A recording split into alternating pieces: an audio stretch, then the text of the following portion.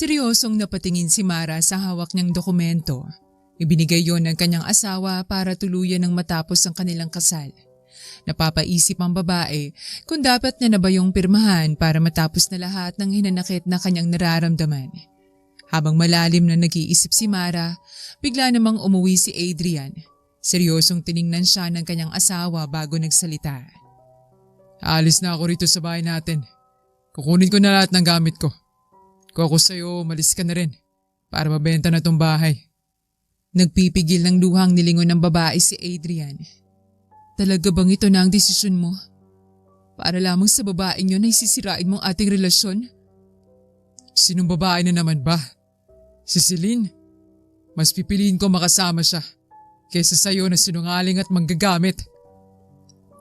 At sinong nagsabi sa'yo ng mga yan? Hindi ba yung babae mo rin? Magkakaanak na tayo, Adrian. Sa akin ba yan? Akala mo maniniwala pa ako sa'yo matapos mo ako lokohin? Bulag ka na. Hindi ka lamang binulag ng babaeng yun sa kanyang mga paninira kundi ginawa ka pa niyang bingi. Tumahimik ka. Malaking pasasalamat ko kay Celine dahil binulgar niya lahat ng mga panluloko mo sa akin. Napakagat ng labi si Mara. Agad siyang kumuha ng ballpen at pinirmahan ang annulment paper. Marahas niyang binigay kay Adrian ang dokumento. Karma na lamang ang bahala sa inyong dalawa. Huwag mong pinapamukha na ako ang may ginawang mali rito. Hindi kita niloko, kundi minahal ng totoo pero mas pinili mong traidorin ng pagmamahal at tiwala ko. Hindi na inantay ni Adrian na magsalita pa ang kanyang asawa at pinulot ang mga papel sa sahig bago umalis. Tuluyan niya ng tinalikuran ang babaeng minahal niya ng lubusan. Wala nang nagawa si Mara sa mga oras na yon kundi hayaang umalis ang lalaki. Humagulgol na lamang siya sa pag-iiyak hanggang mailabas niya lahat ng hinanakit. Lumipas ang ilang araw, tuluyan ang umalis ang babae sa bahay nila ni Adrian. Mabuti na lamang at meron ng kanyang kaibigan na si Ellie na kanyang matatakbuhan. Sinalubong siya ng kaibigan pagdating sa bahay. Isang mahigpit na yakap ang binigay niya kay Mara bilang pagmamalasakit sa sitwasyon ng matalik na kaibigan. Salamat at pumayag ka naman nilahan na muna ako rito. Wala na talaga akong mapupuntahan. Ano ka ba? Aayaan ba kitang mag-isa? Lalo na't dinadala mo ang aking inaanak? Mabait na sambit ni Ellie. Pilit nang initian ng babaeng kaibigan. Tahimik na hinaplos ang tiyan habang iniisip na kakayanin ng lahat para sa kanyang dinadala. Lumipas ang ilang buwan, tuluyan ang lumaki ang kanyang tiyan. Sa mga nagdaan na buwan, naging abala si Mara sa paghahanap buhay. Laking pasasalamat niya dahil pinasok siya ng kanyang kaibigan bilang waitress sa mga iba't ibang nagaganap na magagarbong selebrasyon. Mahirap man magtrabaho habang buntis, ngunit kinakaya ni Mara para lamang sa kanyang magiging anak. Isang araw matapos ang trabaho, pagod siyang napaupo sa sofa nang biglang dumating ang kanyang kaibigan. Mukhang pagod na pagod ka. Kaya mo pa bang magtrabaho? Nag-aalalang tanong ni Ellie. Kakayanin. Mabilis na ako mapagod ngayon at malaki na ang aking tiyan. Bakit mo hindi ka na muna magpahinga? Ako nang bahala muna sa'yo. Kung hindi ka komportable sa aking tulong, ililista ko at gawin mong utang. Mahinang sambit ng kaibigan. Umiling-iling si Mara at napangiti sa kanyang kasama. Wala ka nang ginawa kundi tulungan ako. Hindi mo na nga ako sinisingil sa pagtira ko rito at magiging palamunin mo pa ako. Hindi naman sa ganun yun. Tsaka nakikihati ka naman sa mga bayarin ah. Mas iniisip kong batang nasa tiyan mo kaysa sa bayad mo sa tulong na binibigay ko. Hindi rin kita tinulungan para bigyan mo ng kapalito. Seryosong sabi ni Ellie. Salamat Ellie. Napakaswerte ko at naging kaibigan kita. Huwag kang mag-alala. Kapag hindi ko na talaga kaya, ako na mismong titigil sa trabaho. Napabuntong hininga na lamang ang kaibigan ni Mara. Alam niya kasi na kahit ano pa ang kanyang sabihin ay hindi na siya pakikinggan pa ng kasama. Oo, eto. Bagong selebrasyon na naman ang pagtatrabahuan natin. Magarbo siya. Selebrasyon na engagement ng isang magkasintahan. Garden theme at kailangan daw nating maging maaga. Balita ko siyang pinakamataas na bilyonaryo sa bansa. Mahinahong pagsabi ni Ellie. Tiningnan ni Mara ang kanyang tiyan. Iniisip na baka ang bilyonaryo na yon ay ang dati niyang asawa. Napansin naman ni Ellie ang pagbabago ng reaksyon ng kaibigan at agad na hinawakan ng kamay niya. Hindi naman siguro siya yun. At kung siya nga, gagawin kong lahat para hindi kayo magtagpo. Malambing ng pagpapakalma ng dalaga. Ano kayang gagawin ko kapag mawawala ka sa akin? Hindi ko kakayanin ng lahat ng to kung pati ikaw mawawala. Natawa si Ellie at niyakap ang kaibigan bago nangakong hinding-hindi siya mawawala sa tabi ni Mara. Sa araw ng kanilang trabaho, umaga pa lamang ay naging abala na sila sa paghahanda sa reception. Dahil mababait ang mga kasamahan ni Mara, hindi na muna nila ito pinatrabaho ng mabibigat kundi mga simpleng gawain muna. Samantalang si Adrian ay naiinip na sa kanyang kwarto kung saan siya nag-aayos para sa selebrasyon nila ni Celine. Hindi nga maisip ng binata kung bakit kailangan pang magkaroon ng magarbong selebrasyon para sa kanilang engagement. Ilang minutong lumipas ay napagdesisyonan na lamang niya na mag-ikot sa venue upang masigurado na maayos ang lahat. Nabalitaan naman ito ni Celine at agad na tinawagan ang mapapangasawa. Balita ko'y lumabas ka raw. Tapos ka na bang mag-ayos? Malambing na pagtatanong ng dalaga. Huwag kang mag-alala, hindi ako aalis. Sinisigurado ko lamang na walang mali sa venue natin. Mabuti naman kung ganon. Excited na akong sabihin sa lahat na engaged na ako sa'yo. Ikaw ba? Kinikilig na tanong ni Celine. Hindi naman nakasagot si Adrian. Nakatutok lamang ang kanyang mga mata sa isang babaeng mukhang pamilyar sa kanya. Dahil malaki ang tiyan ay halatang buntis ito. Mabibigat na mga yapak ang bawat hakbang ng lalaki papalapit sa babae. Nanlaki na lamang ang kanyang mga mata nang makita na ang buntis na babaeng ito ay ang dati niyang asawa na si Mara. Kunot noong pinagmasdan niya ang babaeng kanyang iniwan. Hirap na hirap dahil sa init ng panahon at halatang pagod ang itsura. Parang pinipiga ang puso niyang pinapanood ang dating asawa. Nakaramdam ito ng konting pagsisisi sa pagtatapos ng kanilang relasyon. Hindi lamang yon kundi bigla niyang naisip kung siya nga bang ama ng dinadala ni Mara. Mara. Mahinang pagtawag ng lalaki sa dating asawa. Paglingon ni Mara, agad itong nataranta at naglakad paalis. Mabilis na nahawakan ni Adrian ang braso ng dating asawa at inikot para maharap sa kanya. Anong ginagawa mo rito? Kanino yung dinadala mo? Andito ko para magtrabaho. Kaya huwag kang mag-alala dahil wala akong balak na sirain ang araw niyo ng babae mo. Tigilan mo ko sa mga binibintang mo sa akin. Dahil ni minsan hindi kita niloko. Ngayon sagutin mo ko. Kanino yung dinadala mo? Marahas na hinila ni Mara ang kanyang braso. Pilit na pinipigilang bumagsak ang mga luha. Masamang tiningnan ng babaeng lalaking minsan niya nang pinagkatiwalaan. Paulit-ulit kong sinasabi sa iyo kung sinong ama ng bata. Pero ni minsan hindi ka pa rin naniwala. Ito rin ang dahilan kung bakit ginusto mo ng hiwalayan, di ba? Kaya huwag mo nang problemahin ang magiging anak ko. At ibaling mo lahat ng iyong atensyon sa bago mong mapapangasawa. Magsasalita na sana si Adrian nang napansin niya ang mga pagtingin ng mga bisita. Unti-unting nagiging eskandalo ang eksena ng dalawang dating mag-asawa. Sa mga oras na yon, napagtanto ng lalaki na hindi pa pala tapos ang kanyang nararamdaman kay Mara. Hindi na rin mawala sa kanyang isipan ang posibilidad na siya ang totoong ama ng dinadala ng kanyang asawa. Magsasalita na sana si Adrian nang biglang may humawak sa kanyang braso. Paglingon niya ay nakita niyang fiancé. Ano nangyayari dito? Anong oras na hindi ka pa naghahanda para sa celebration natin? Mataray na pagtanong ni Celine sa groom. Bumalik ka na sa loob at mag-usap na lamang tayo mamaya. Kunot noong napatingin si Celine sa kanyang mapapangasawa. Napakuyom ang mga kamao ng maisip na baka nagdadalawang isip ito dahil nakita muli ang dating asawa. Inis na nilingon ni Celine si Mara. Baka sa mukha ang galit nito sa buntis na babae. Ikaw, kung andito ka para magtrabaho bilang waitress, ayun ang gawin mo. Baka naman kaya ka pumasok bilang waitress dito sa engagement party namin.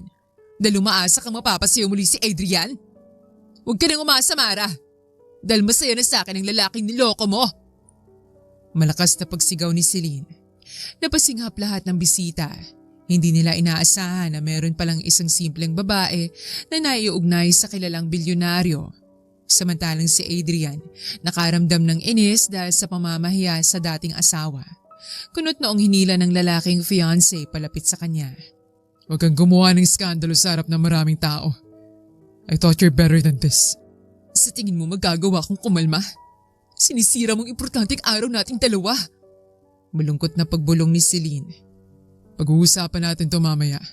Sangin bumalik ka sa loob at kumalma. Pero hindi nakinig si Celine. Marahas itong kumawala sa hawak ng mapapangasawa at muling hinarap si Mara. Umalis ka rito, Mara! Kahit anong gawin mo, wala ka na magiging lugar pa sa buhay ni Adrian. Huwag mo gamitin ang dinadala mong bata dahil alam namin na hindi sa kanyang batang yan. Sunod-sunod na pagsisigaw ng bride. Hindi na nakapagtimpi si Mara. Isang malakas na sampal ang sinagot niya sa babaeng umagaw kay Adrian. Wala kang narinig sa akin kahit ano na ang mga pinagkagagawa mo para lamang makuha si Adrian sa akin. Pero huwag mo akong subukan ngayon. Lalong-lalo na at magiging ganap na ina na ako. Kakayanin ko lahat ng paninira mo sa akin. Pero hindi sa anak ko. Mag-iingat ka sa mga lumalabas sa bibig mo. Babawi sana ng malakas na sampal si Celine nang sumigaw ng malakas si Adrian. Enough! Sa harap ng maraming tao, nag-ieskandalo ka rito, Celine. Hindi mo na ako kinahiya sa harap ng ating mga bisita. Napangisi si Mara at tinalikuran na ang dalawang taong naging dahilan ng kanyang hinanakit. Hahabulin pa sana ni Celine ang dating asawa ng nobyo, ngunit pinigilan ito ni Adrian. Kahit anong subok ng dalaga na kumawala sa hawak ng fiancé ay hindi niya ito magawa. Humingi na lamang ng pasensya si Adrian at sinabihan ng mga bisita na magsiuwian dahil hindi na matutuloy ang party. Nanlaki ang mga mata ni Celine habang pinapakinggan ang sinasabi ng nobyo. Hindi niya kayang mawala ang lalaki sa kanya, hindi dahil sa pagmamahalan nilang dalawa, kundi dahil sa yaman at kapangyarihan na meron si Adrian. Bakit mo pinapalis sa mga bisita? Dahil ba nagwala ako? Sorry Adrian, hindi ko na uulitin kaya tara, ituloy na natin ang selebrasyon. Sabihin na natin sa lahat ng tao na ako ang fiancé mo. Desperadang pagmamakaawa ni Celine. Napayuko si Adrian. Hindi kasi maalis sa kanyang isipan ang malaking tiyan ng asawa. Paulit-ulit rin na pumapasok sa kanyang isipan ang sinabi ni Mara. Para bang may kakaibang kirot na nararamdaman si Adrian. Gusto ko lang naman masigurado na ikakasal tayo. Kaya ako gusto magkaroon ng party para malaman ng lahat na nag-propose ka sa akin. Yan lamang inihingi kong seguridad mula sa'yo. Naiiyak na pagsisigaw ni Celine. Kumalma ka. Kumalma ka. Dahil itutuloy pa rin natin ang kasal. Hindi ko lang magawang ituloy ang party matapos ang eksena kanina. Tsaka sa totoo lang, hindi pa naman kami tapos ni Mare. May 1 taon pa o mahigit kami bago maging legal na hiwalay. Gusto ko rin na malaman kung sa akin ba ang dala-dala niyang bata. Anong ibig mong sabihin? Hindi ka ba naniniwala sa akin, Adrian? Magising ka! Habang niloloko ka niya, akong nasa tabi mo. Nauutal na pagtanong ng dalaga. Alam ko. Kaya nga pumapayag ako nung sinabi sa akin na magulang mo na gusto mo ikasal sa akin. Pero sana maintindihan mo na kahit anong naging problema namin ni Mara, ilang taon pa rin kaming kasal. Gusto kong malaman ang katotohanan. Kung akin ba o hindi ang bata. At kung sa'yo nga, mahinang tanong ng nobya. Hindi sumagot si Adrian. Tiningnan lamang ang kanyang nobya. Sa totoo lang, wala naman itong balak ikasal muli matapos ng hiwalayan nila ni Mara. Ngunit kinailangan niya ito para sa kanyang negosyo. Pumayag siya na ikasal kay Celine dahil sa pagpupumilit ng ama ng dalaga. Ngunit ngayon na nagkita sila muli ng dating asawa at naramdaman na mahal pa rin niya ito. Hindi mapigilan ni Adrian ang magdalawang isip, lalo na sa pinakitang ugali ni Celine sa harap ng mga bisita. Magsalita ka. Sagutin mo ang tanong ko. Pangungulit ng dalaga. Umuwi ka na. May kailangan pa akong gawin. Napakagat ng labi si Celine. Ano-ano ang mga pinagbabato na kagamitan sa kwarto nang umalis ang lalaki. Napuno ito ng galit kay Mara at pinangako sa sarili na pagsisisihan niya ang muling pagharap kay Adrian. Samantalang si Mara naman ay agad na umuwi kasamang kanyang kaibigan. Pagkapasok pa lamang nila sa bahay, Napaupo na ito sa sahig at hindi napigilang humagulgol sa pag-iiyak. Lumapit si Ellie sa kaibigan at niyakap ito para damayan hanggang sa nagawa ni Mara na kumalma. Mabuti naman na tumahan ka na. Hindi maganda sa batang parating umiiyak. Mabait na sambit ng kaibigan. Ayos lang ako. Ito na ang huling iiyakan kong dalawang yun. Anong balak mo ngayon? Balik ako sa mga katrabaho natin, hindi na tuloy ang kasal nila. Seryosong tanong ni Ellie. Wala na akong pakialam pa kung itutuloy nila o hindi. Ang sa akin lang ay lumayo sila sa amin ng anak ko. Paano kapag hinanap ka ni Adrian at tinanggap ang bata? Nag-aalalang tanong muli ng dalaga. Hindi ko siya tatakbuhan o iiwasan. Kung gusto niyang magpakaama, gawin niya. Kung hindi, hahayaan ko siya. Hindi namin siya habulin ng anak ko. Tumango si Ellie at hindi na nagsalita. Alam niya sa kanyang sarili na meron pa ring natitirang pag-asa sa puso ng kaibigan na babalik ang lalaking minahal niya. Lumipas ang ilang linggo, bumalik ang katahimikan sa buhay ni Mara. Dahil sa huling nangyari, hindi niya na magawang bumalik sa trabaho kaya nanatili na muna ito sa loob ng bahay ng kaibigan. Yun rin kasi ang pinilit ni Ellie sa kanya kaya pumayag na ito. Nangako na lamang sa sarili si Mara na kapag ito ay umasenso, babawi at babawi siya sa matalik ng kaibigan. Habang si Adrian naman ay patuloy na iniisip ang dating asawa. Hanggang kailan ka ba magiging ganito? Ilang linggo nang nakalipas. Hindi na tayo kumakain sa labas. Ayaw mo kong pumunta sa bahay mo at ayaw mo pang sagutin parati mga tawag ko.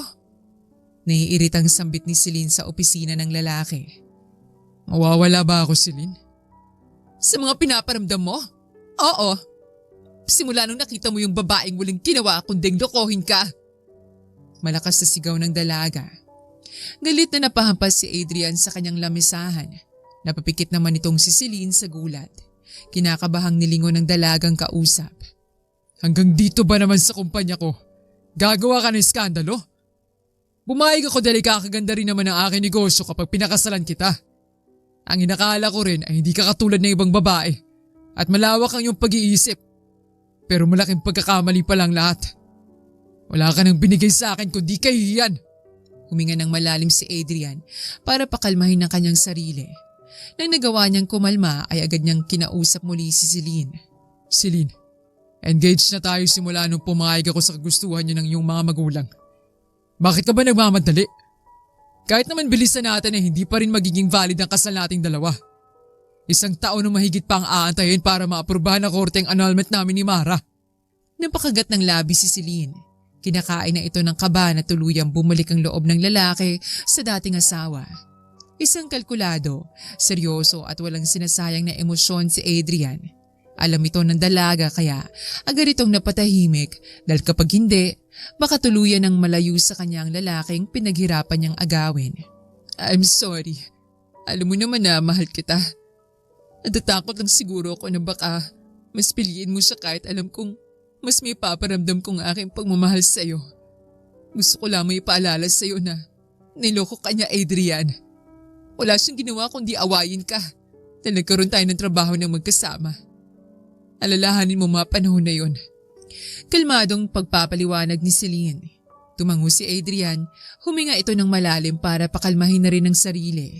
Pilit nitong inalis sa kanyang isipan ang dating asawa at lumingon sa kausap. Iniisip ko lamang dinadala niyang bata. Yun lang at wala nang iba.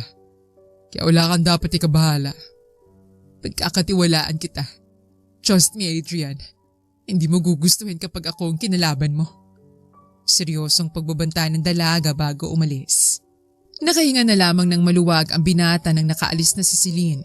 Alam niyang hindi tatagal ang pagsisinungaling nito sa dalaga at sa kanyang sarili.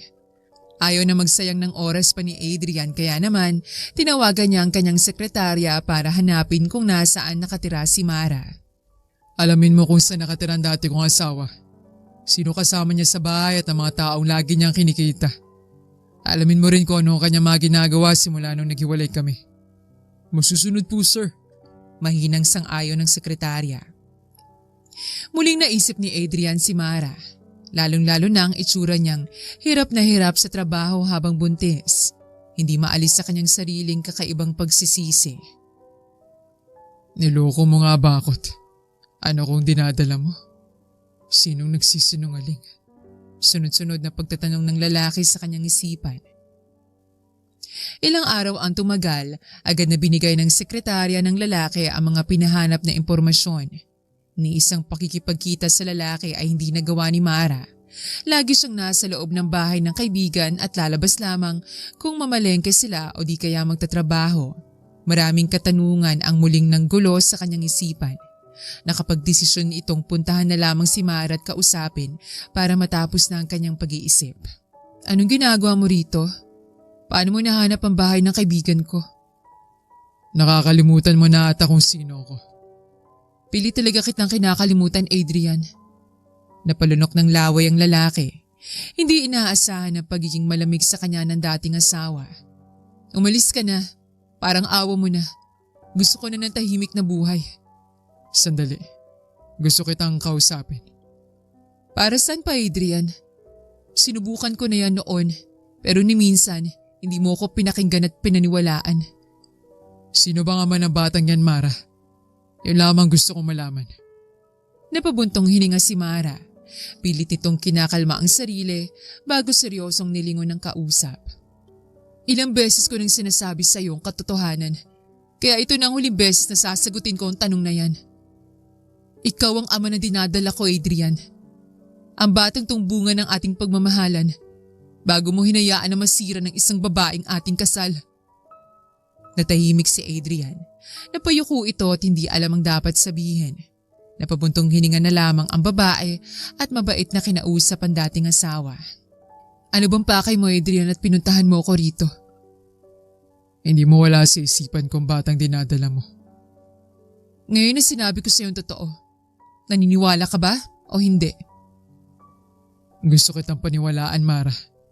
Pero sa tuwing maniniwala na ako, naalala ko mga larawan na may kasama kang lalaki sa kama. Kung ganun, anong balak mo ngayon? Ibibigay ko lahat ng pangangailangan mo. Kapag nailabas na ang bata, ipapa-DNA test ko. Okay lang ba yun sa'yo?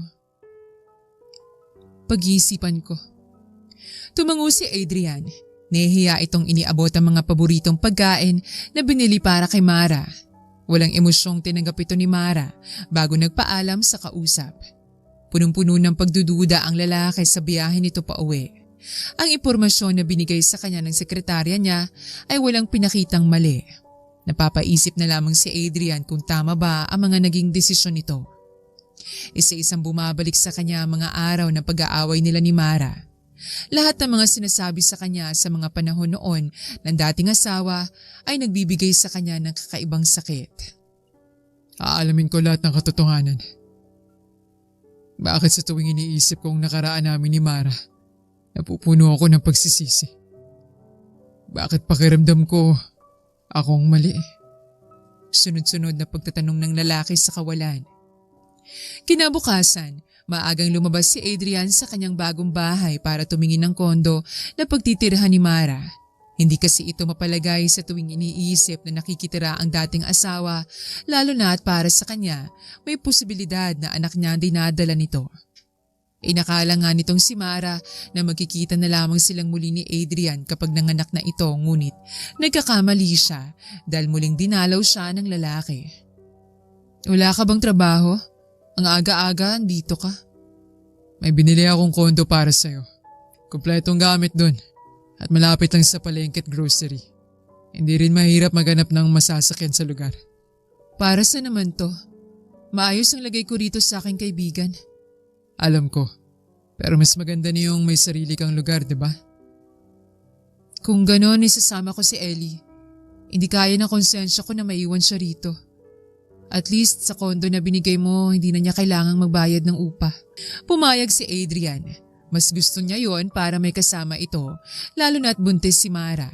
Tinawagan naman kaagad ng babae ang kaibigan para ipaalam ang sinabi sa kanya ng dating asawa. Pumayag rin si Ellie kaya tinanggap ni Mara ang binigay ni Adrian. Yun lang ba? Tatawagan na lamang kita kapag manganganak na ako o may kailangan sa pagbubuntis ko. Tutulungan ko na kayong maglipat ng mga gamit. Sa day off na lang ni Ellie, kami na bahala. Paano mo ko tatawagan nagbago na ako ng number. Sa tuwing nalalaman ko na kasama mong babaeng yun, lagi akong tumatawag sa'yo pero pinapatay mo. Ang ending, ang sekretaryo mong lagi kong tinatawagan. Sa tingin mo hindi ko pa memorize ang number noon? Sorry. Pero ngayon lagi ko nang sasagutin ang tawag mo. Para saan pa? Hindi naman na kita asawa. Nanlaki ang mga mata ni Adrian para itong binuhusan ng malamig na tubig at nagising sa katotohanan.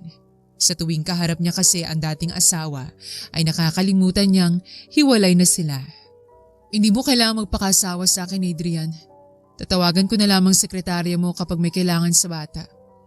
Huwag mo na ako alalahanin dahil simula noon hanggang ngayon, hiwalay na tayo. Kinakaya ko nang wala ka. Parang matatalim na kutsilyo ang mga salita ni Mara nung sumasaksak sa puso ng lalaki. Hindi na lamang ito nakapagsalita. Aalis na sana, ngunit ayaw gumalaw ng kanyang mga paa. Pinanindigan naman ng babae ang kanyang mga sinabi at tinawagan lamang si Adrian sa tuwing may appointment ito sa kanyang doktor. Samantalang si Celine ay hindi tumitigil na makuwang atensyon ng mapapangasawa. Pagka-uwi ng lalaki sa kanyang bahay, nagulat ito dahil inaantay siya ng dalaga. Andito ka na naman? Akala ko ba may business trip ka na ilang araw? Hindi mo ba ako na-miss? Malambing na tanong ni Celine. Na-miss? Kakagaling mo lang dito kahapon. Bakit ba andito ka na naman? Hindi sinagot ng dalagang kanyang nobyo at inalis ang kanyang dress. Dahan-dahan itong lumapit kay Adrian at inalikan nito sa labi papunta sa leeg nito. Pero kahit anong gawin ni Celine na pagromansa sa lalaki ay walang emosyon pa rin itong tinulak palayo ni Adrian. Ano bang ginagawa mo? Paano kung may nakakita sa'yo mga tauhan ko dito sa bahay? Ano na lamang sasabihin nila? Ilang beses mo na akong tinataboy. Akala ko magiging okay ng lahat kasi nasira na ang kasal nyo. Nahiwalay at napapayag ka na pakasalan ako. Pero kahit anong gawin ko, ni minsan hindi mo ko tiningnan. Sunod-sunod na pagsisigaw ni Celine. Napabuntong hininga si Adrian. Pinulot ang damit ng dalaga at iniabot sa kanya. Magbihis ka na. Malamig ngayong gabi. Halika at ako na mismo mag-aatid sa'yo. Hindi makapaniwala si Celine. Hindi niya kayang tanggapin na kahit maghubad ito ay hindi pa rin niya makuwang atensyon ng lalaking inaasam niya. Tahimik na napapaisip ang dalaga sa anong dapat niyang gawin sa loob ng kotse. Kailangan niyang siguraduhin na maikasal silang dalawa. Sa pagiging malapit ni Adrian muli sa dating asawa ay pakiramdam ni Celine na uubusan na siya ng oras. Alam niyang para lang sa check-up ang pagkikita ng dalawa, ngunit hindi niya mapigilang kabahan sa tuwing naiisip na mapapalapit ang loob ng dating mag-asawa kapag lumabas na ang kanilang anak. Pagkahatid ni Adrian sa dalaga, nakastoob niyang sinabing plano nito. Kakausapin ko ang pamilya mo bukas na bukas din. I think it's unfair na maikasalaman tayo dahil sa ikabubuti ng negosyo. Paanong unfair? Alam mong mahal kita. Gusto ko rin ang kasal na to. Mahinang pagtanong ni Celine. Hindi kita mapapasaya. Mahal ko pa ang dati kong asawa. Ayoko magsinungaling sa'yo lalong-lalo na sa aking sarili. Gusto ko magkaayos kami. Kahit anak ko man ang bata o hindi. Napakuyom ng mga kamao si Celine at tiningnan ng masama ang kasama. Nagawa akong sirain ko anong meron sa inyo para lang makuha ka. Ginawa akong lahat. At ang ending, naghiwalay kayo kaya sa tingin mo hindi ko ulit magagawa yan? Nakangising tanong ng dalaga. Anong ibig mong sabihin? Pinagbantaan na kita, Adrian. Pagsisisihan mong magiging desisyon mo. Mariing sabi ni Celine bago lumabas sa kotse ng lalaki. Kunot noong pinanood ng lalaking dalaga habang naglalakad paalis. Naguguluhan ito sa pinagsasabi sa kanya. Muling nagsibalikan sa kanyang isipan na parang isang pelikula ang mga kakaibang pagmamakaawa ni Mara noon. Pag-iiyak, mga kwento na para sa kanya gawa-gawa niya lamang. May ginawa ba si Celine kaya naging gano'n na lamang ang naging reaksyon ni Mara sa akin nun? Nagtatakang tanong ni Adrian sa kanyang isipan. Sa paglipat ni Ellie at Mara sa kondo na binili ng dating asawa, hindi nila mapigilan ang mamangha sa ganda. Kompleto na ang mga kagamitan at may mga nabili pang damit ng babae na pwede niyang gamitin habang malaki pang tiyan. Masayang kinausap ni Ellie ang kanyang kaibigan. Mahal ka pa niya? Ikaw ang mahal niya, Mara. Naku! Kinikilig na sigaw ni Ellie. Mahal, pero ganun ang ginawa sa akin. Kung wala siyang pake sa'yo, bakit niya binili lahat ng pangailangan mo? Nakangising tanong ng kaibigan. Dahil lamang yan sa bata. Kilala ko siya. Hindi niya to ginawa dahil may pake siya sa akin, kundi dahil iniisip niya na baka sa kanyang bata. Napabuntong hininga na lamang si Ellie sa kanyang kaibigan at tinuloy ang pag-aayos ng kanilang ibang kagamitan. Pagdating ng hapon, nagpunta si Adrian sa kondo na may daladalang gamit ng bata. Andito ka na naman? Baka kailangan mo mga gamit ng bata kaya bumili ako. Hindi ko pa nga sinasabi sa yung gender ng bata bumili ka na. Lahat ng binili ko ay puti kaya huwag ka mag-alala. Magsasalita na sana si Mara nang bigla niyang nakita ang pagsinghot-singhot ng lalaki. Bakit? May mabaho ba? Hindi. Nagluluto ka ba? Oo. Bakit? Biglang pumasok si Adrian. Nakangiti niyang tiningnan ang ulam na niluluto ng dating asawa. Namiss ko ang luto mo. So, bakit hindi ka magpaluto kay Celine? Bakit ba sa tuwing gusto kitang makausap ng maayos, lagi mong binabanggit ang babaeng yan? Babaeng yan? Kung makapagsalita ka, parang wala lang yung mapapangasawa mo sa'yo Wala naman talaga. Pumayag lamang ako na pakasalan siya para sa negosyo ko. Kaya ba mas pinapaniwalaan mo siya dahil makakatulong ang pamilya niya sa negosyo mo, habang ako iniwan mo kasi wala naman akong kwenta? Umiling-iling si Adrian. Agad na hinawakan ng magkabilang balikat ng dating asawa. Ni minsan hindi ko inisip yan. Totoo at wala nga halong birong pagmamahal ko sa iyo, Mara. Kung ganun, bakit mas pinapaniwalaan mong babaeng yun kaysa sa akin na asawa mo? Napaatras ang lalaki. Habang tumatagal na nakakapag-usap sila ng maayos ni Mara tungkol sa naging problema sa kanilang kasal, ay mas lalo itong nalilito. Kaya lamang siya nakipaghiwalay sa babae kahit buntis ito, ay naniwala siyang niloloko ni Mara si Adrian. Napansin naman agad ng babaeng gulong-gulo na reaksyon ng dating asawa. Adrian, sobrang galing mong lalaki. Matalino, masipag. Pero pagdating sa mga taong dapat mong paniwalaan, malinis ang konsensya ko. Totoong pagmamahal ko sa'yo. At kung totoo rin ang sinasabi mong pagmamahal sa akin, ako naman ang piliin mong pakinggan ngayon. Punong-puno ng pag-asa si Mara. Seryosong tiningnan naman ng lalaki ang mga mata ng dating asawa.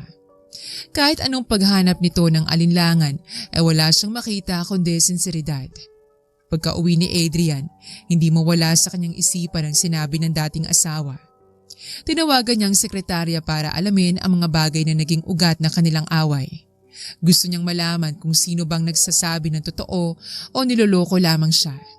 Sa pagpasok ni Adrian, inaabangan na kaagad siya ng sekretarya. Good morning, sir. Nakahanda na po lahat ng mga pinagawa niyo. Seryosong sambit ng sekretarya. Pumasok muna tayo sa opisina ko. Agad na iniabot ng sekretarya ang mga dokumento na kanyang inipon tungkol kay Celine. Kunot noong tiningnan ng lalaki ang mga larawan na kuha ng CCTV. Kung paano saktan ni Celine ang dating asawa. Naalala pa niya ang pangyayaring yon. Naiinis itong isipin na mas kinampihan pa niya ang dalaga kaysa kay Mara. Hindi na nakayanan tiningnan ni Adrian ang ibang mga nasa loob ng envelope. Totoo ba ang mga to? Sir, sa totoo lang po. Matagal ko nang alam mga paninira ni Ma'am Celine kay Ma'am Mara. Pati po ang pananakit niya. Lahat po ng maling ginawa niya sa dati niyong asawa. Nakayukong pag-amin ng sekretarya. At bakit hindi mo sinabi sa akin ang mga to? Sinubukan ko po, sir, pero hindi niyo ako pinakinggan. Sinabihan niyo rin po ako na huwag kampihan si Ma'am Mara. Dahil baka yun ang rason kung bakit niya inaapi si Celine. Kahit hindi naman. Matapang na sagot ng sekretarya.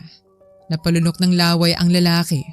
Pinaalis na lamang niya sa kanyang opisina ang empleyado at malakas na hinagi sa malayong mga hawak na dokumento. Hindi ito makapaniwala na hinayaan niyang mamanipula siya ng ibang tao. Hindi na nagdalawang isip si Adrian at tinawagan ng magulang ni Celine. Diretso niyang sinabi ang galit nito sa ginawa ng dalaga.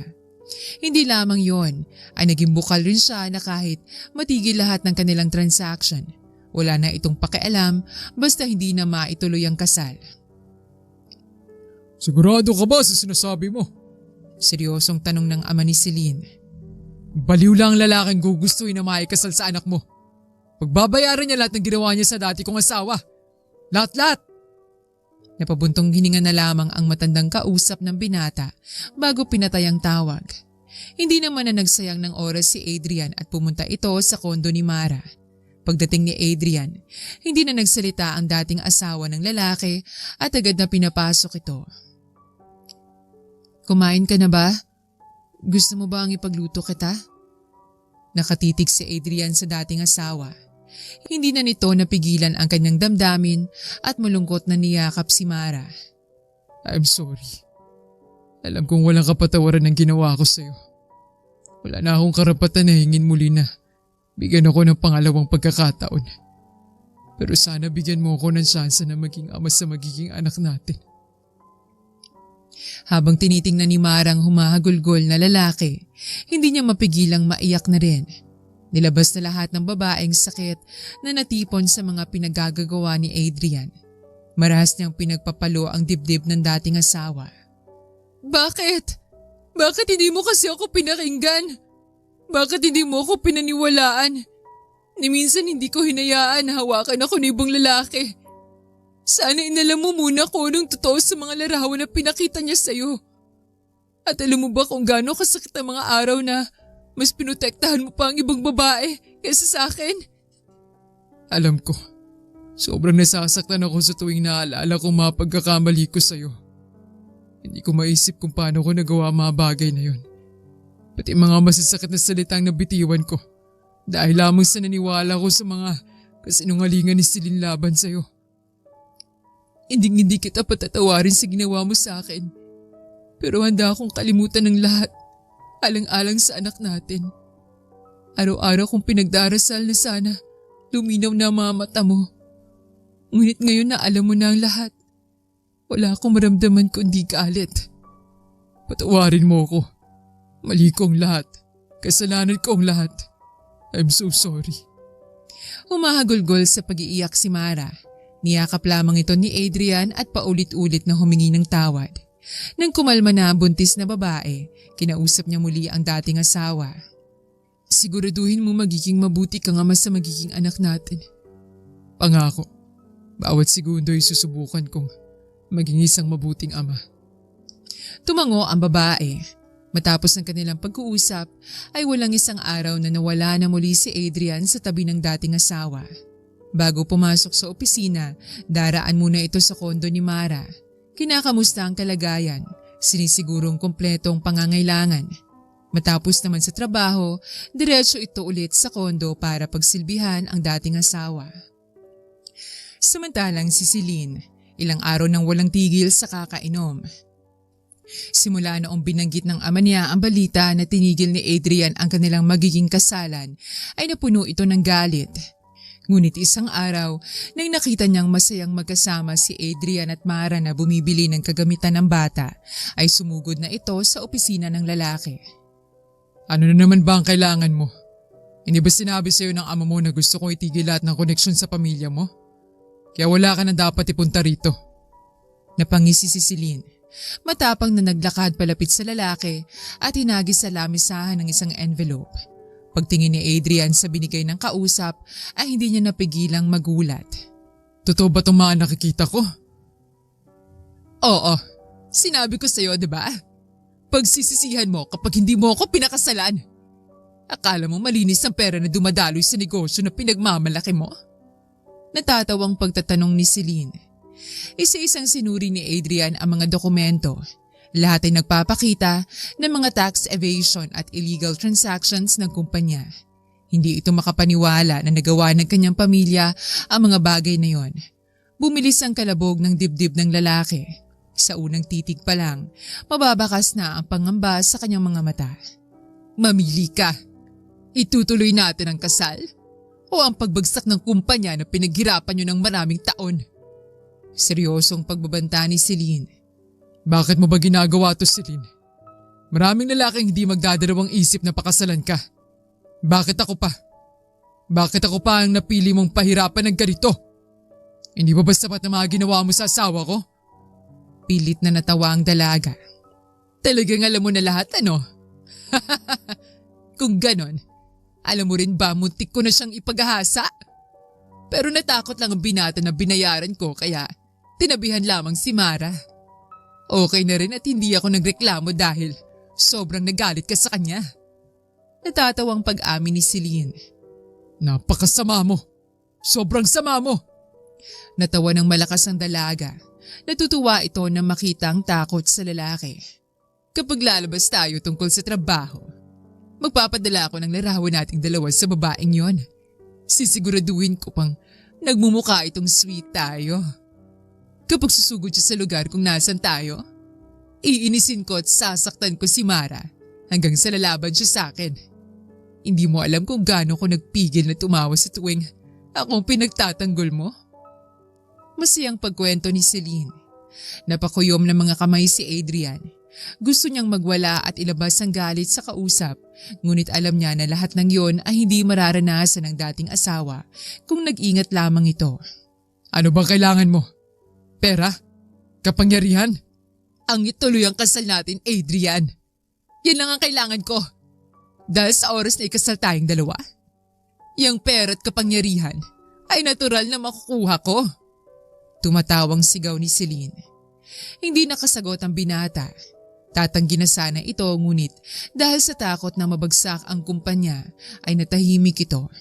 Napangisin na lamang muli ang dalaga at naglakad na paalis.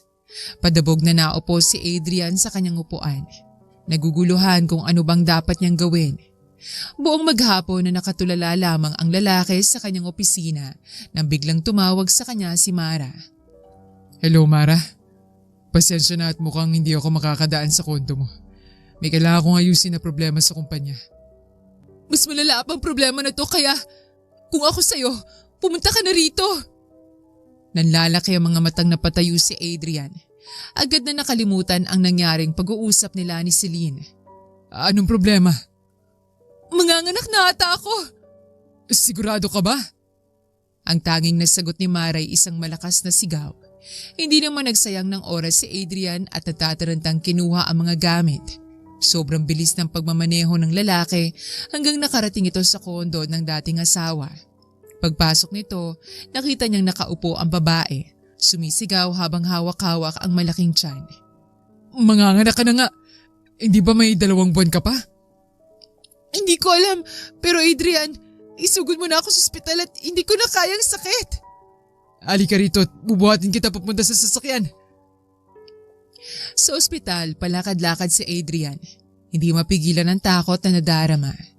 Nakahinga na lamang ito ng maluwag nang narinig ang malakas na iyak ng sanggol. Malalim na paghinga at dahan-dahang lumalapit sa pintuan para mas lalong marinig ang boses ng anak. Parang hinahaplos ang puso ni Adrian habang pinapakinggan ang iyak ng bata. Nang pinapasok na siya sa delivery room, tuluyan ang nagsibagsakan ng mga luha ng lalaki. Tumakbo ito palapit sa dating asawa at humalik sa noo habang umiiyak. Napakalakas mo. Salamat at ligtas kayo ng anak natin. Nakita mo na ba? Nakuha niya mata mo. Tiningnan ng lalaki ang anak na hawak ng nurse. Nakatulala siya habang nilalapit ang bata. Pagkabuhat ni Adrian sa sanggol ay nakaramdam kaagad ito ng kakaibang pagmamahal na dumadaloy sa kanyang puso. Bahagyang napangiti ito at hinaplos ang pisngi ng anak na naging dahilan ng pagmulat ng bata.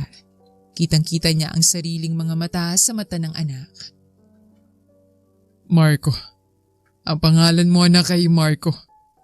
Masayang pinapanood ni Marang dating asawa. Iniisip kung gaano kaganda ang buhay na magkakasama silang tatlo na walang problema. Kahit anong sakit nang naibigay sa kanya ni Adrian, hindi pa rin niya magawang pigilan ng sarili na umasang buong pusong babalik ang lalaki sa kanya. Paglipat ng bagong panganak sa sariling kwarto, hawak-hawak naman ni Mara ang bata. Ako nang bahala sa anak natin at magpahinga ka na muna. Wala ka bang trabaho at andito ka? Tingin mo, unahin ko pa ang kumpanya kaysa sa inyong mag-ina? Wow, ikaw ba yan, Adrian? Ang halos hindi umuwi dahil sa mga meetings at hindi maiwan ng basta-basta ang kumpanya? Wala akong pake kung ano pang mangyari sa kumpanya, no? Kahit bumagsak man? Napangiti si Adrian. Bigla nitong naalala ang usapan nila ni Celine. Sa mga oras na yon, na-realize niyang mas importante na sa kanya ang mag-ina. Sa gabing yon, hindi magawang makatulog ng lalaki. Nakatingin lamang ito sa crib ng anak at sa dating asawa na mahimbing ang tulog. Inalala rin niya ang kanyang paghihirap sa kumpanya. Mga araw na masaya sa tuwing may pirmahan ng kontrata sa mga bagong kliyente. Huminga ng malalim si Adrian. Binunot ang cellphone at tinawagan ng kanyang sekretarya. May gusto ko ipatingin. Gusto kong tingnan mo lahat ng records ng mga transaksyon ng ating kumpanya. Saan nanggaling ang pera at saan lumalabas simula nung si Lolo pang umahawak ng negosyo. Masusunod po, sir. Para saan po? Nagtatakang tanong ng sekretarya. Sabihan mo na lamang ako kapag nakuha mo na lahat. Dali-daling binaba ng lalaki ang tawag. Sa mga sumunod na araw, naging abala si Adrian sa kanyang mag-ina. Halos hindi na rin ito umuwi sa kanyang mansyon at laging nasa kondo ng dating asawa. Masaya naman si Mara na nakikitang ginagawa lahat ng lalaki para tuparin ang kanyang pangako na pagbabago. Pero alam niya sa kaloob-looban niyang may dinadalang problema si Adrian. Masaya ka ba? Hindi mo alam kung gaano ko kasaya sa mga ilang araw na magkasama tayo muli. Pero bakit napakalalim ng iniisip mo parati? May problema lang sa kumpanya. Huwag mo na masyadong isipin. Kayang-kaya ko naman yun. Adrian, ayos lang. Pumunta ka na ron. Andito naman ang kaibigan ko at malakas na ako. Kaya ko nang alagaan ang anak natin na ako lang. Pilit na napangiti ang lalaki. Marahan na hinilang dating asawa at niyakap ng mahigpit. Pagkatapos ng lahat, pakasalan mo ako ulit. Di ba ikakasal kayo ni Celine? Ito, alam mo naman na hindi ko talaga mahal yun. Mali ko rin ang pinaniwalaan siya. Lahat-lahat ng nangyari alam kong mali ko. Kaya nga sinabi kong babawi ako, diba? Ikaw lang mahal ko. Kayong dalawa ng anak natin. Sigurado ka bang buong puso mo na akong paniniwalaan? Na akong mahal mo? Na pagsisisihan mong lahat? Na wala akong maling ginawa sa'yo? Umaasang nakatingin ang babae sa mga mata ng dating asawa. Kahit ilang beses sinasabi sa kanya ni Adrian na nagsisisi siya, hindi pa rin niya naririnig ang mga salita na matagal na niyang gustong marinig. Hinawakan ng lalaki ang magkabilang braso ng kausap. Seryosong tiningnan diretso sa mga mata. Oo, naniniwala ako sa'yo. Naniniwala akong wala kang ginawang mali. Lahat ng mga sinasabi mo noon na hindi ko pinakinggan ay tama. Pinagsisisihan ko na hinayaan kong mabaluktot ng ibang taong pagtingin ko sa'yo. Masiyang niyakap ni Marang lalaki. Sobrang saya nitong makita na punong-puno ng sinseridad ang mga mata ni Adrian. Hindi niya mapigilang maiyak na sa wakas, matapos ng ilang beses na paghihirap at pag-aaway nilang dalawa, bumalik na rin ang lalaking minahal niya. Kung ganun, handa akong subukan muli ang buhay ng pagiging asawa mo. Pero huling beses na to, kapag naulit-ulit, o kaya may nagawa ka sa aking mali, hindi ako magdadalawang isip na iwan ka. Pangako, ito na ang huling hiwalayan natin. Yun na ang huling iiyakan na dahil sa akin. Sa susunod, ang mga luhang lalabas na sa mga mata mo ay dahil sa kasiyahan. Nakangiting niyakap ng babaeng dating asawa. Kinuha ni Adrian ang singsing sa kanyang bulsa at sinuot kay Mara. Antayin mong pagbabalik ko. Matapos ng lahat, masasabi kong sasaya na tayo. Bakit? Saan ka pupunta? Ano bang nangyayari, Adrian? Sisiguraduhin ko lang na mawawala na ang taong naging sanhi ng pagkasira natin. Kunot noong tiningnan lamang ni Marang nobyo. Nagpaalam naman si Adrian sa anak at niyakap ito. Simula noon ay hindi na muli nakausap o nakita ng babaeng ama ng kanyang anak. Kahit na ganon, hindi nalungkot si Mara kundi nag-alala sa kung anong mangyayari. Walang ginawa si Adrian kundi kalkalin lahat ng records ng kumpanya kasama ng kanyang sekretarya. Hanggang sa nakumpleto ang lahat, hindi niya inakala na marami palang maling nagawa ang kanyang pamilya. Lalong-lalo na ang ama na tinitingala niya. Ayusin mo lahat ng to at i-organize. Mag-set ka rin ng press. Aaminin ko ang lahat. Lilinisin ko at itatama ang mga maling nagawa ng aking pamilya. Pero sir, kapag ginawa niyo to, siguradong babagsak ang kumpanya. Mahinang sabi ng sekretarya. Okay lang, dahil ito ang tama. Gusto ko ipasa ang kumpanya to sa aking anak ng malinis. Tumango ang sekretarya at umalis. Kumuha ng isang alak ang lalaki at uminom mag-isa. Sa gabing yon, pumunta naman si Celine sa kanyang opisina. Balita ko, ilang araw na raw ang nakalipas nung last dumalaw ka sa kondo ng babaeng yon. Matapang na sambit ng dalaga. Oo. Pati pala yan ay inaalam mo. Anong ginagawa mo rito? Kailan ang kasal natin? Nakangiting tanong ni Celine. Kasal natin? Pag-iisipan ko. Hanggang kailan ka mag-iisip? Nawawalan ka na ng oras! Malakas na sigaw ng babae. Nagkibit balikat si Adrian. Baka bukas o sa makalawa. Huwag mo kong pinaglalaroan, Adrian. Alam mong isang salita ko lang. Babagsak na ang kumpanya na pinakamamahal mo. Mariing pagsigaw ni Celine bago umalis. Mali ka, Celine. Hindi na ang kumpanya ang tanging nasa puso ko, kundi ang aking mag-ina. Mahinang bulong ng lalaki habang pinapanood ang dalaga na naglalakad paalis.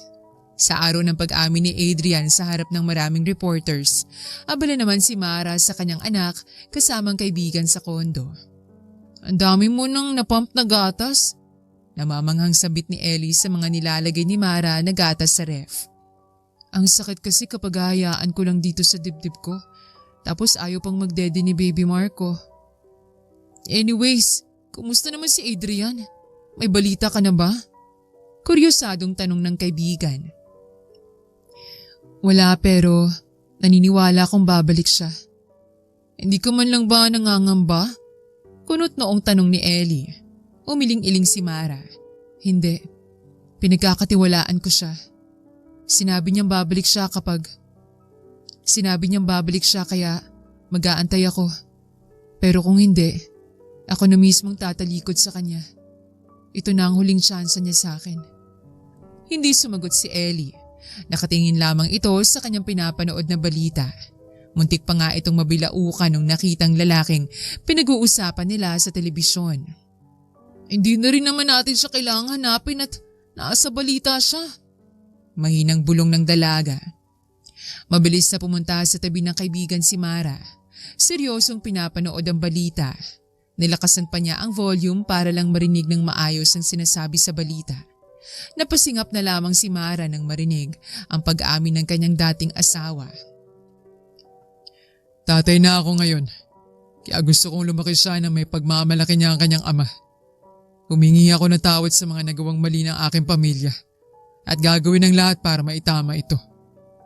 Inilantad ng lalaki ang lahat ng mga maling nagawa ng kanyang pamilya sa mga dating empleyado. Ang pagnanakaw ng pera sa sariling mga business partners at investors. Hindi lamang yon, iba't ibang pag-aari pa ang binili ng kanyang pamilya at ipinangalan sa mga kamag-anak para makatakas sa malaking buwis. Naku, paniguradong babagsak ang kumpanya niya. Malakas na sabi ni Ellie. Nag-aalala ako sa kanya. Kailangan ko siyang puntahan. Puntahan mo siya. Ako na bahala rito. Marami ka namang napump na gatas ni Marco. Mabait na sabi ng kaibigan. Nagpasalamat na rin si Mara at nagpalit ng damit bago umalis. Samantalang si Adrian, matapos niyang ilantad ang lahat, isa-isang nagsitawag ang mga kasosyo niya sa negosyo at tinigil ang ugnayan sa kanya. Hindi na ito sinubukang pigilan ni Adrian at hinayaan ng kanyang sekretarya na kausapin ng mga ito. Habang si Adrian ay muling nakatulala sa bintana mula sa kanyang opisina, umiinom at pilit na tinatanggap ang pagbagsak ng kumpanya kung saan binuhos niya ang lahat-lahat.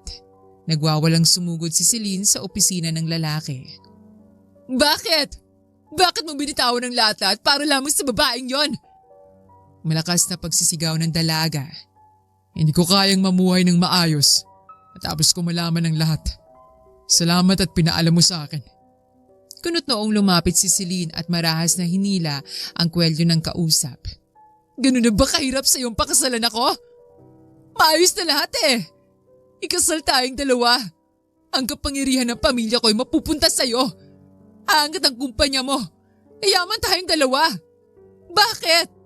Bakit mas pinili mong bumagsak? Sunod-sunod na sigaw ni Celine. Marahas na inalis ni Adrian ang pagkahawak sa kanya ng dalaga. Ilang beses ko ba kailangan sabihin sa'yo? Mahal ko si Mara. Akala ko maayos kang babae nung naghiwalay kami kaya pumayag ako. Pero hindi. Paano ko pakakasalan ng babaeng naging dahilan ng pagkasira ng babaeng mahal ko? Maganda ka, Celine. Ikaw na rin ang nagsabi na makapangyarihan ng pamilya mo. Bakit hindi mo gamitin yon para gumawa ng sarili mong pangalan? Hindi yung pilit mong ginagamit ang pangalan ko para umangat. Umiling-iling si Celine. Nanlalaki ang mga mata nitong nakahawak sa magkabilang tenga. Hindi! Ang ganda ng plano ko! Konti na lamang at makakabit ko na! Hindi pwede to! Hindi ko tanggap! Malakas na pagsisigaw ni Celine. Isa-isa niyang pinagbabato ang mga gamit sa loob ng opisina ni Adrian. Nadatnan naman yun ni Mara, matapang na lumapit sa dalaga at sinampal ng malakas. Matagal ko nang gustong gawin yan sa'yo. Ngayon na nagawa ko. Kulang pa palang isang sampal? Hinila ni Mara ang kamay ni Celine. Sinubukan ko mawala ng dalaga, ngunit masyadong mahigpit ang pagkapit sa kanya. Anong gagawin mo? Bitawan mo ako! Kasalanan mo lahat ng to! Malakas na sigaw ng dalaga. No! Kasalanan mo lahat ng to. Sinusubukan mong agawin ng hindi para sa'yo. Umalis ka na sa buhay namin ng asawa ko! Isang magkakasunod-sunod na sampal ang binigay ni Mara kay Celine. Lahat ng sakit na kanyang naramdaman dahil sa babae ay nilabas niya hanggang pinigilan siya ni Adrian. Tama na yan. Tignan mo ang kamay mo at baka ikaw na ang nasasaktan. Ayos lang ako. Humagulgol sa pag-iiyak si Celine habang nakahawak sa kanyang pisngi. Napabuntong hininga si Mara upang pakalmahin ang sarili bago kinausap muli ang babaeng sumira ng tiwala ni Adrian sa kanya. Alam mo ba kung gaano kasakit? Dahil sa'yo unti-unting nagbagong lalaking minahal ko. Hindi lamang sa'yo. Hindi lamang yon. Nagawa mong itabi ako sa ibang lalaki. Mabuti na lamang at naawa sa akin ang pinayaran mo kaya hindi niya tinuloy ang pinapagawa mo. Marahas na pinunasan ni Mara ang kanyang mga luha. Puno-puno ng mga galit ang mga matang nakatitig kay Celine. Tapos ano pa? Ang litrato naming magkasama sa kama. Pinagkalat mo hanggang nasira ang buong pagkatao ko. Napakasama mong tao. Hindi na muli sumagot si Celine. Nakaupo lamang ito sa sahig at umiiyak. Pinatawag na ni Adrian ang mga security para paalisin ang dalaga. Marahan na hinila ng lalaking kanyang dating asawa. Isang mahigpit na yakap ang binigay sa isa't isa. Matapos ang paglantad ni Adrian sa mga kamalian na nagawa ng kanyang pamilya, isa-isang mga investors ang tinigil ang koneksyon sa kanya. Bumagsak na ng tuluyan ang kumpanya, pati ang mga empleyado ay nagsialisan. Tanging ang natitira lamang ay ang mga matatanda o mga tunay na nagmamahal sa kumpanyang naiwan. Hindi naman tumigil si Adrian sa paghahanap ng solusyon para maging maayos ang lagay ng kumpanya. Pansamantalang sinasahuran niya ang mga natitirang empleyado gamit ang sariling pera. Walang araw ang lumipas na hindi napupuyat ang lalaki. Nagpupursige na bumalik muli sa dating estado ang kumpanya. Samantalang si Mara ay punong-puno ng pag-aalala sa nobyo. Abala man ito sa pangangalaga kay Baby Marco, ngunit nagagawa pa rin niyang asikasuhin si Adrian. Kumain ka muna, Adrian. Paano ka magkakaroon ng lakas na ituloy ang trabaho mo at makapag-isip ng maayos kung hindi ka kumakain ng maayos? Wala ka ring sapat na tulog. Mamaya, tatapusin ko lang to. Pangako. Patapos na ako at diretso kong magpapahinga. Hindi. Tumayo ka dyan at pumunta ka sa kusina. Kailan mo ba kami huling hinarap ng anak mo? Kailan mo huling nakita si Marco? Naalala mo pa bang itsura niya? Magsasalita pa sana si Adrian pero nang nakitang lungkot sa mukha ni Mara, nanahimik ito. Tama ka. Kailangan ko rin kayong isipin. Malawak na napangiti si Mara. Masayang hinila niya ang nobyo papunta sa kusina kung saan naghanda ito ng mga putaheng alam niyang ikatutuwa ni Adrian. Napasingap na lamang ang lalaki habang tinitingnan ang masasarap na pagkain. Napalunok pa ito ng laway at naramdaman ng sobrang gutom. Napangisi si Mara at marahang binangga ang katabi. Ngayon, hindi ka pa ba gutom? Gutom na gutom na. Malakas na tawang sinagot ni Mara.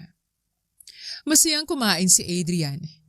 Nung dinala na ni Ellie ang bata sa kanyang nanay, ay doon lamang napansin ng lalaki na nagbagong itsura ng anak. Bakit parang ang laki naman ata ni Marco? Ano ka ba? 2 buwan ang anak natin. Talagang lalaki yan. Ngayon ko lang napansin. Kaya nga sabi ko magpahinga ka naman para makita mo rin ang anak natin. I'm sorry. Nakangiting hinawakan ni Mara ang kamay ng nobyo. Ano kaya ang gagawin ko kung tuluyan kang nawala sa akin? Huwag ka mag-alala. Hindi ko na ulit hahayaan na mangyari ang paghihiwalay natin. Sabay na tumawang dalawa.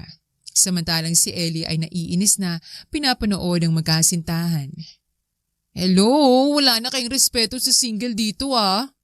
Mataray na tanong ni Ellie na mas lalong ikinatuwa nila Mara at Adrian.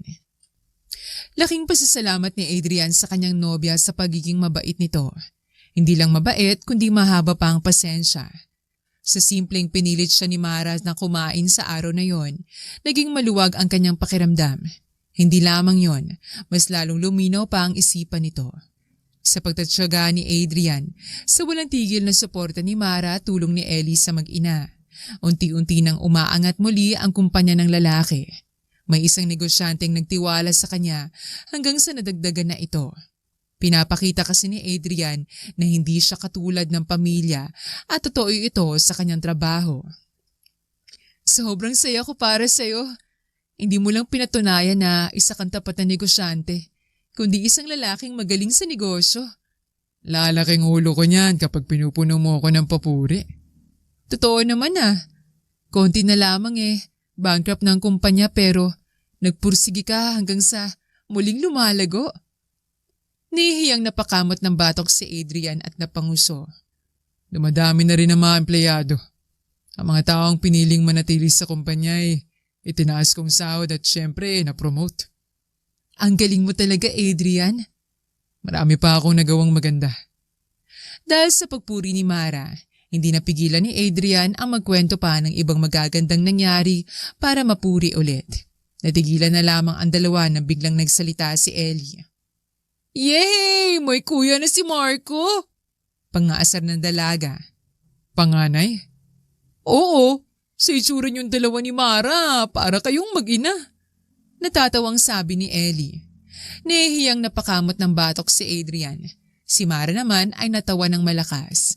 Sa muling pag-angat ng kumpanya ng lalaki, bumili siya ng panibagong mansyon. Nalulungkot man siya na naibenta ang dating bahay na kinalakihan, ngunit masaya si Adrian dahil nagawa niyang bilhan ng sariling bahay ang pamilya. Ang kondo ni Mara ay naibigay kay Ellie bilang pasasalamat nila sa walang sawang tulong nito sa mag-ina. Lumipas ang 1 taon, naghanda si Adrian ng isang magarbong selebrasyon para sa lahat ng mga naging tapat sa kanya. Mga tumulong, mga nanatili at naniwala sa kanya.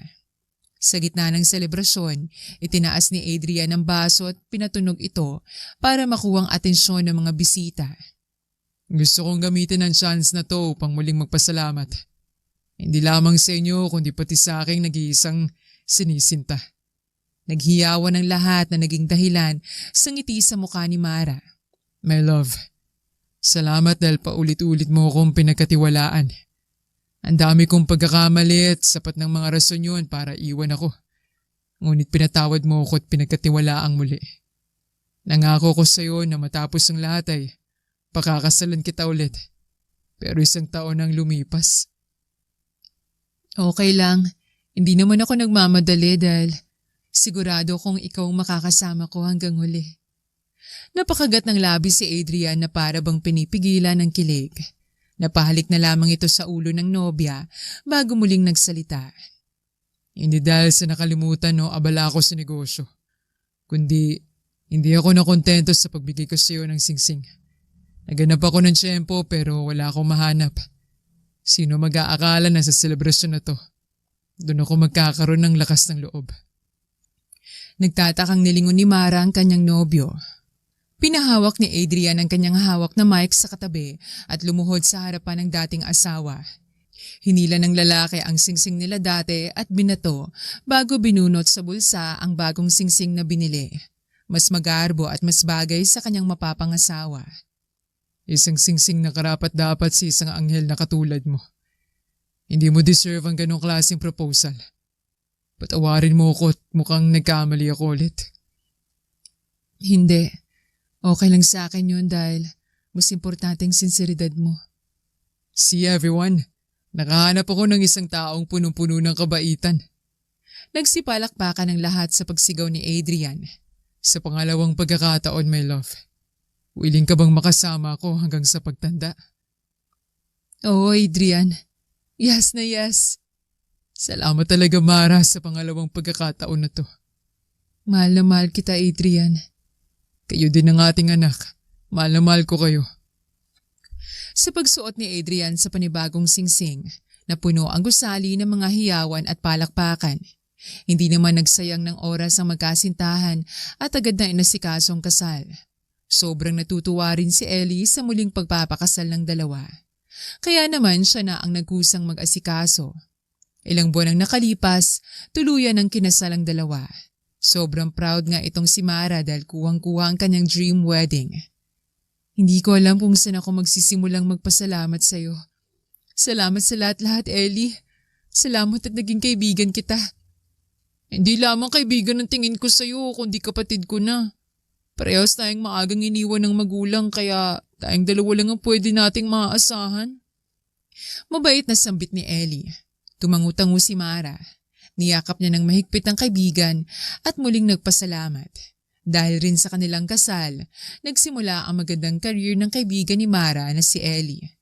Maraming kumukuha sa dalaga ng mga kilalang tao para maging event organizer.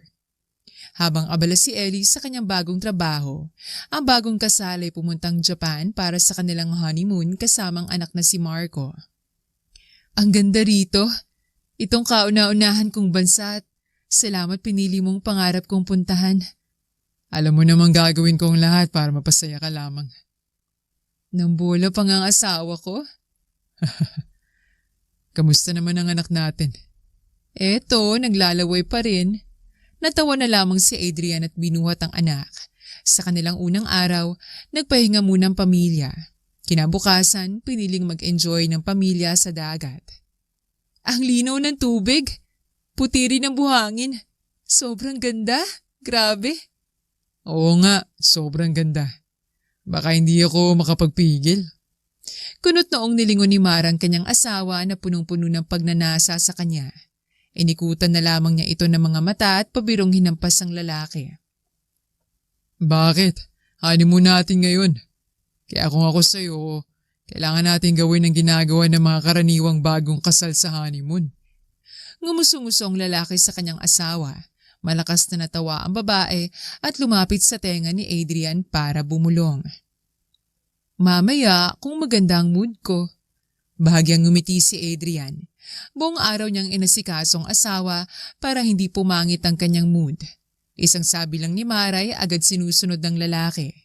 Kaya naman pagdating ng gabi, agad niyang pinatulog si Marco.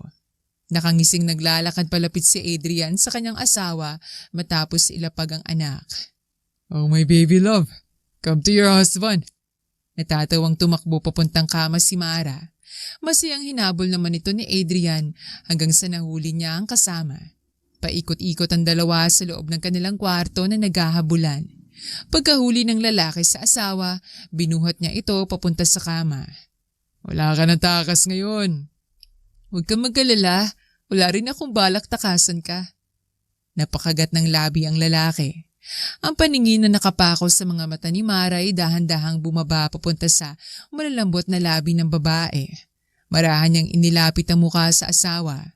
Marahang hinalikan ni Adrian si Mara hanggang sa tuluyang uminit ang kanilang mga katawan.